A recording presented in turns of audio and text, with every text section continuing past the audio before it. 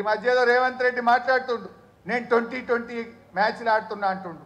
నువ్వు 2020 ఆడతావేమోగా, నువ్వు 2020 ఆడవు. వాస్తవంగా నువ్వు 2020 దేనికి ఆడతావు అంటే పైసల కలెక్షన్కి ఆడతావు. అసలు నువ్వు ఆడే మ్యాచ్ అంతా కూడా తొండి,